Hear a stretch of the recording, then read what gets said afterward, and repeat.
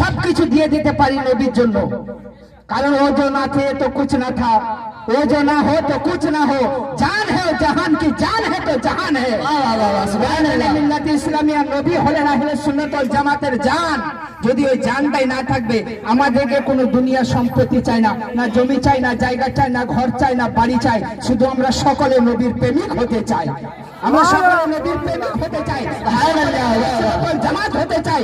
আহলে সুন্নাত ওয়াল জামাত ছাড়া অন্য কোনো ফিরকা যদি আমাদের এলাকা, আমাদের গ্রামে, আমাদের জায়গাতে যদি দখল দিতে আসে, এই গুস্তাকে রসুলকে আমরা মুখ তুলে বাঁচতে দিতে পারবো না। সুবহানাল্লাহ। সহ্য করে নেব, গুস্তাকে রসুলকে আমরা কখনো সহ্য করব না। সুবহানাল্লাহ। ইসলামিয়া তুমি তোমার আকীদা নিয়ে থাকো, কাল হাসরের ময়দানে দেখা যাবে যখন দয়া রসুল শাফাআত করবে, সেই জায়গায় বাতা গীতা তোমরা কোনখানে থাকবে, ওই জায়গাতে আমরা থাকবো, কারণ আমরা নবীজির গোলাম।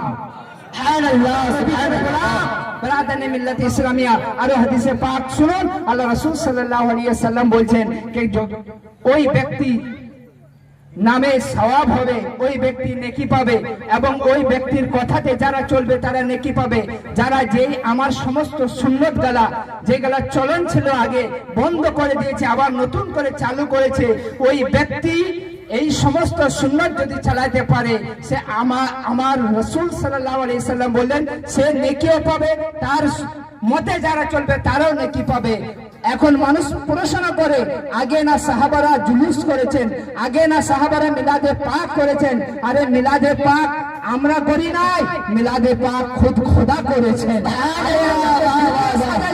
দুনিয়াতে একটা গলিকে সাজাইছি, রব্বে ওয়াহদা লা শারীকা লা, নবীর আগমনের খুশিতে পুরো আরশে মুআল্লাকে সাজিয়ে দিয়েছে। সুবহানাল্লাহ।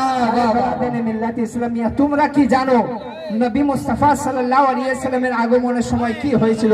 তোমরা এতটাই নিমক হারাম যে রব্বে ওয়াহদা লা শারীকা লা, যেই নবীকে দুনিয়াতে আল্লাহ সৃষ্টি না করে চাঁদ সূর্য নক্ষত্র কিছুই তৈরি করতে না, সেই নবীর উপরে তোমরা ফতোয়া মারো, সেই নবীর উপর তোমরা আমল করো।